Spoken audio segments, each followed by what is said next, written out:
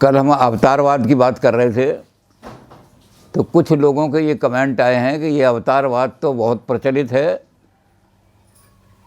इसलिए जो नई बात कही गई है वो उसके साथ एडजस्ट नहीं हो रही। तो ये हमने शुरू में कहा था कि गीता के अंदर अवतार का शब्द नहीं है।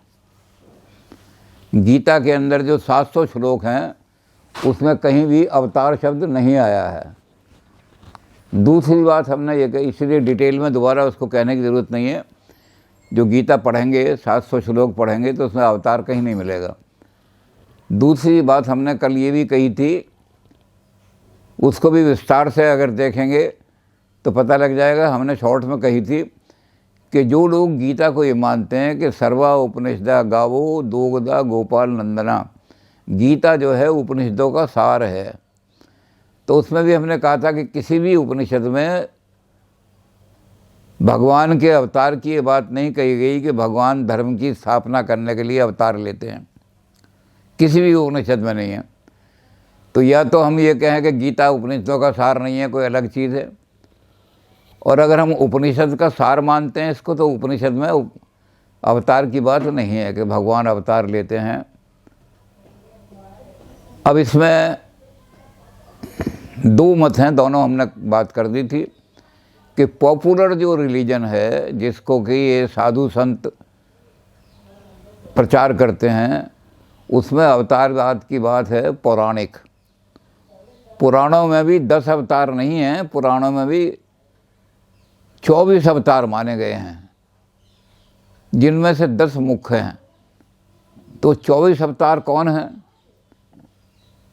उसके लिए समझने के लिए वो बात जो थी, जो मैक्स वेबर ने कहा कि अवतार और पैगंबर कोई पैदा नहीं होते, समाज उनको अवतार मानती है और समाज उनको पैगंबर मानती है, इस कारण से कि सारा क्राइसिस जिसको ह्यूमन बीइंग, साधारण आदमी जिसको दूर नहीं कर सकता, जो उसको दूर कर देता है।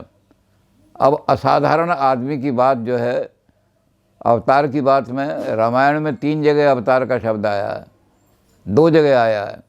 एक जगह कहा है बहोरी कहो रावण अवतारा, तो रावण को अवतार मानेंगे क्या हम कि रावण अवतार है। फिर दूसरी जगह आया है सबके निंदा जो नर करी हई, सो चिमगादड़ बन अवतरी हई, चिमगादड़ अवतार लेता है, तो क्या चिमगादड़ को हम अवतार माने।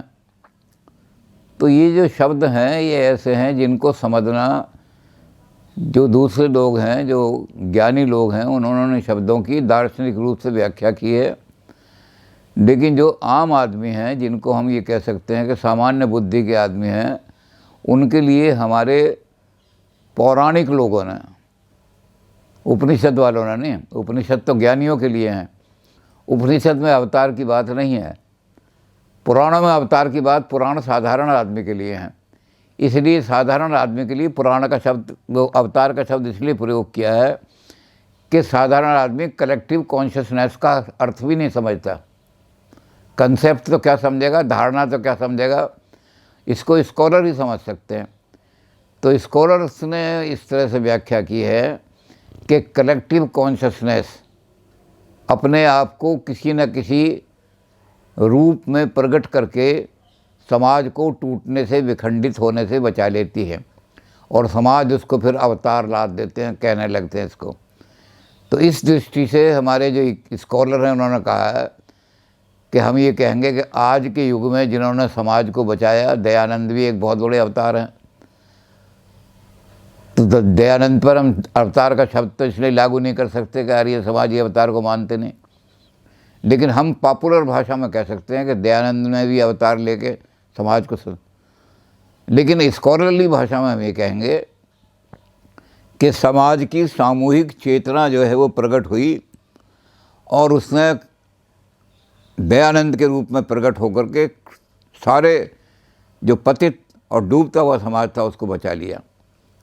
तो 2 तरह की व्याख्या अलग अलग लोगों ने की है। जो स्कॉलर्स हैं उन्होंने और तरह की व्याख्या की है, क्योंकि गीता में अवतार का शब्द ही नहीं है, तो उन्होंने इसको प्रगटीकरण कहा है। जैसे बिजली जो है वो चारों तरफ ब्रह्मांड में व्याप रही है, लेकिन कहीं वो प्रकट हो जाती है तो हम उसको, आम आदमी तो विज्ञान की दृष्टि से कहेगा कि बिजली को कैसे बांधा, कैसे बिजली प्रकट हुई, जो प्रकट नहीं थी। कोई नई चीज़ पैदा नहीं हुई दुनिया में। जब से दुनिया बनी है, पता नहीं कब से बनी है संसार, अनंत काल से, तब से बिजली मौजूद है। लेकिन जब समाज को बहुत ज़्यादा संकट आया, अंधेरे ने घेर लिया बिल्कुल और कोई रास्ता नहीं मिल रहा था, छोटे छोटे दीप जो हैं वो बुझाते जलाते जलाते आदमी परेशान हो गया था, तब समाज की कलेक्टिव कॉन्शियसनेस बैठी, बड़े बड़े वैज्ञानिक बैठे और उन्होंने बिजली को बांधने का तरीका निकाला। तो बिजली जो प्रकट नहीं थी वो प्रकट हो गई। तो प्रगटीकरण को लोग, आम भाषा में लोग अवतार कह देते हैं और दार्शनिक भाषा में उसको प्रगटीकरण कहते हैं। प्रकट हो गई, जो चीज़ प्रकट नहीं थी वो प्रकट हो जाती है और समाज को बचा लेती है। तो अवतार की कल हमने डिटेल में बात की थी। अब ये बात है इसमें, क्योंकि अवतार में शाब्दिक वजह से मैंने कहा कि अगर शब्दों पर जाओगे तो बहुत ही कहिए रावण अवतार है तो रावण भी अवतार कहते हैं, कहना पड़ेगा हमें। तो इसलिए हम शब्दों पर नहीं, हम उनकी धारणा पर जाते हैं, उनके उसका कंसेप्ट क्या है उस पर जाते हैं। तो दोनों तरह के आदमी हमें मिलते हैं, साधारण आदमी, उसको भी समझाना है, साधारण को भी। इसलिए साधारण आदमियों को हम पौराणिक भाषा में समझाएंगे कि ये कृष्ण जी का अवतार हो गया। जैसे हम गांधी जी को कहते हैं, गांधी जी तो प्रेम के अवतार हैं। अब गांधी जी ने अवतार थोड़ी लिया है, लेकिन हमने एक शब्द बना लिया अवतार। गांधी जी तो मूर्त रूप हो गए। प्रेम जब मूर्त रूप होकर आ जाता है तो उसको अवतार कहने लगते हैं। तो बिजली जो बिल्कुल दिखाई नहीं दे रही थी, जब मूर्त रूप में कहीं बलवीर के रूप में आ गई, तो हम साधारण भाषा तो कहेंगे बिजली का अवतार है बल्ब जो है, पर हम विद्वानों की भाषा में कहेंगे बिजली जो छुपी हुई थी वो प्रकट हो गई। तो प्रगटीकरण को लोग आम भाषा में अवतार कह देते हैं, बस, और ज़्यादा कुछ अंतर नहीं है इसमें।